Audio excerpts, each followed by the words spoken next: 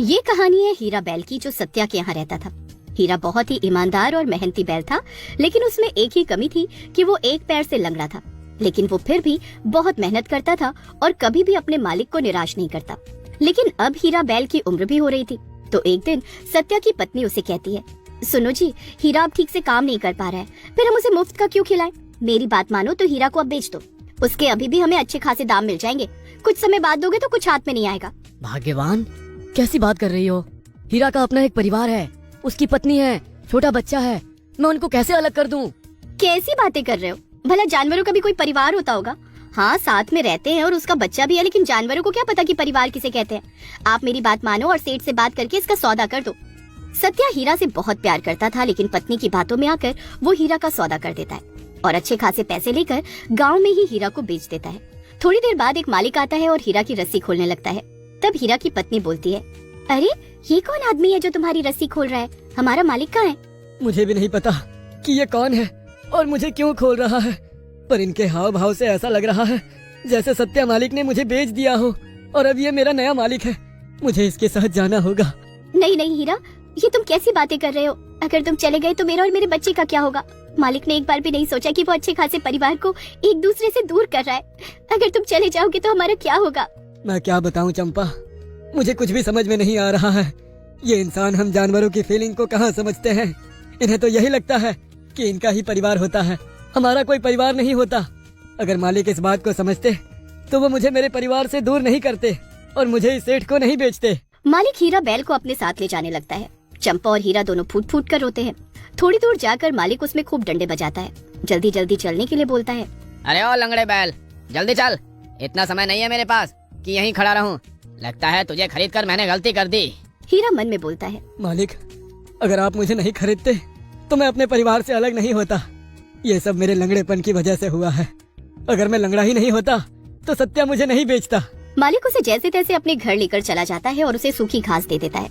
हीरा चुपचाप रहता है, न कुछ खाता है न पीता है। बार बार उसे अपने बच्चों की याद आ रही थी और चंपा को याद करके वो कहता है, बस अब बहुत हो गया। माना ये मेरा नया मालिक है, लेकिन मैं अपने परिवार के बिना अब नहीं रह सकता। मेरे बिना मेरी चंपा और मेरे बच्चे का ना जाने क्या हाल हो रहा होगा। अब यहाँ नहीं रह सकता। मैं अपनी चंपा और अपने बच्चे को यहाँ से लेकर कहीं दूर चला जाऊंगा और अपनी एक नई दुनिया बसा लूंगा। हीरा रात में रस्सी तोड़कर वहाँ से भागने लगता है, पर लंगड़े होने के कारण वो गिर जाता है और उसके पैरों से खून आने लगता है। हीरा रोने लगता है, भगवान, तूने मुझे लंगड़ा बनाया।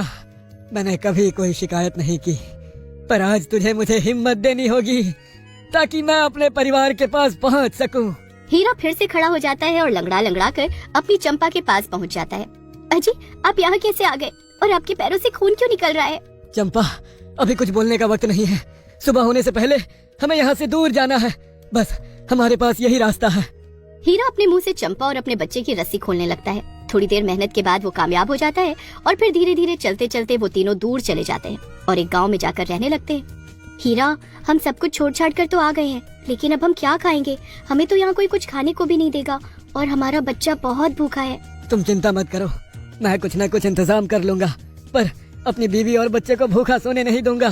तुम मेरा इंतजार करना, मैं कुछ न कुछ खाने के लिए लेकर आता हूँ। हीरा चंपा को और अपने बेटे को छोड़कर घर से चला जाता है।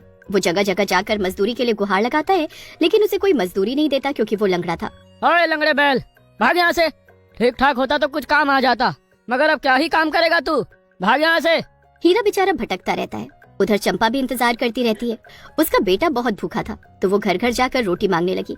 फिर उसे एक दो घर से रोटी मिल गई, उसने लाकर अपने बच्चे को खिला दी और शाम को हीरा खाली हाथ लौटता है। तब चंपा बोलती है, क्या हुआ, कोई काम मिला तुम्हें?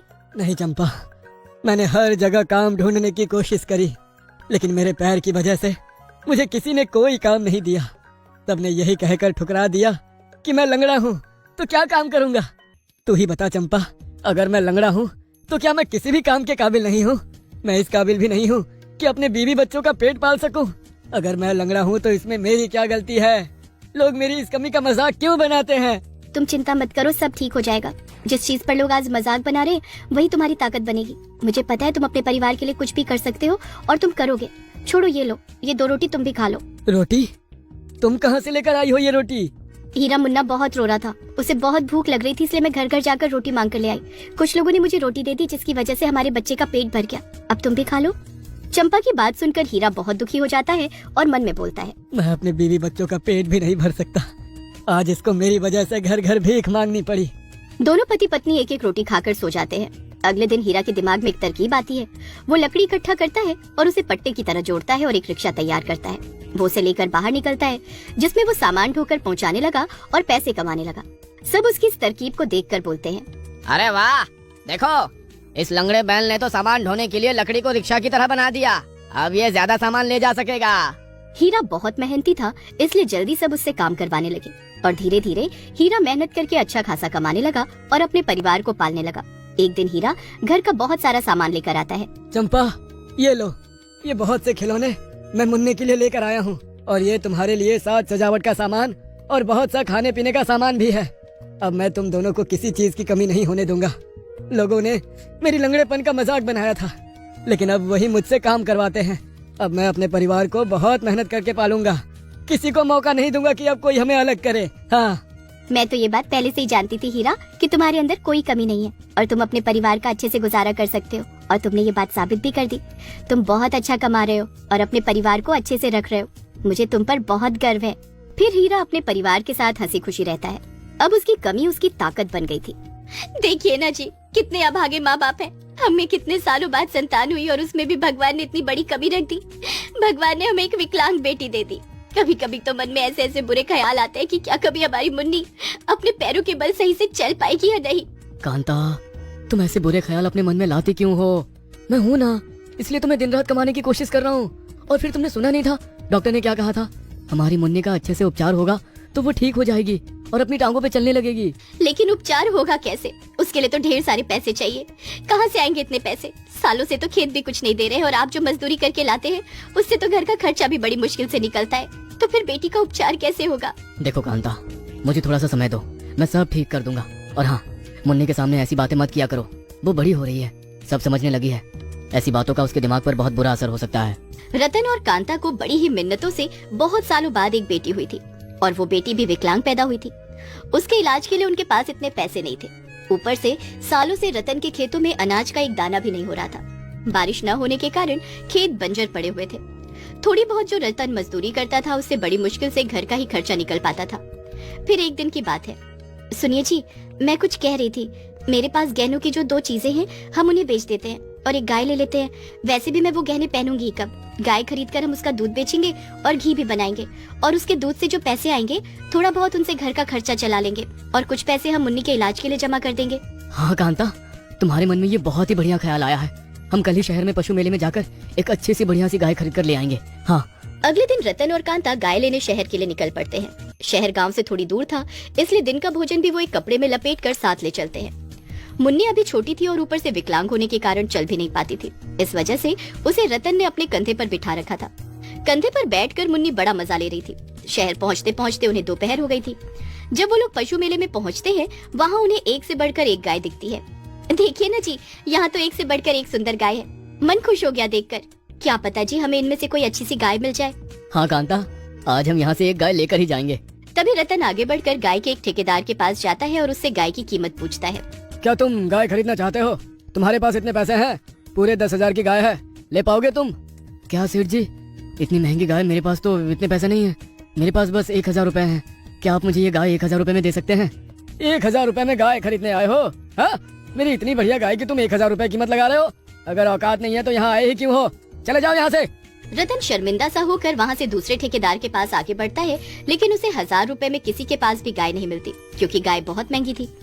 उदास मन से रतन, कांता और मुन्नी जैसे ही वहाँ से घर लौट रहे होते हैं कि पीछे से उन्हें एक आदमी आवाज देता है। अरे भाई सुनो, मेरे पास एक गाय है, बहुत अच्छी है और दूध भी बहुत देती है। मैं तुम्हें उसे 1,000 रुपए में दे दूंगा, लेकिन एक बात है, वो गाय एक टांग से विकलांग है। अगर तुम्हें चाहिए तो ले जाओ। रतन कुछ सोच में पड़ जाता है कि तभी कांता उससे कहती है, देखिए जी, विकलांग हुई तो क्या हुआ? हमारी बेटी विकलांग नहीं है क्या? मैं तो कहती हूँ हमें ये गाय ले ही लेनी चाहिए। रतन उस आदमी से गाय को 1,000 रुपए में खरीद लेता है। गाय लेकर वो घर निकल पड़ते हैं। तभी रास्ते में उन्हें भूख लग जाती है। जो खाना वो साथ लेकर गए थे, एक जगह बैठकर वो तीनों खाना खाने लगते हैं। तभी वहाँ से एक आदमी गुजरता है और वो रतन को कहता है, क्या भाई, तुमने ये कैसी गाय खरीद ली? जानते भी हो सालों से ये गाय ऐसे ही पड़ी हुई थी, इसे कोई भी नहीं खरीद रहा था। तुमने बहुत बड़ी गलती कर दी इस गाय को खरीद के। ऐसे ही फालतू में अपने 1000 रुपए का नुकसान करवा के आ गए। मैं तो कहता हूँ इस गाय को वापस कर दो